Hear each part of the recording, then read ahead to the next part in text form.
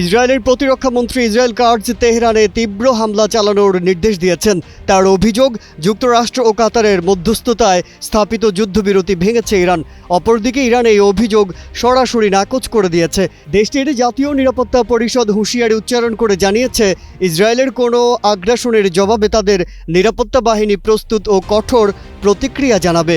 ইরানের হামলায় দক্ষিণ ইসরায়েলের বীর শেভা শহরে 4 ইসরায়েলি নিহত হয়েছেন।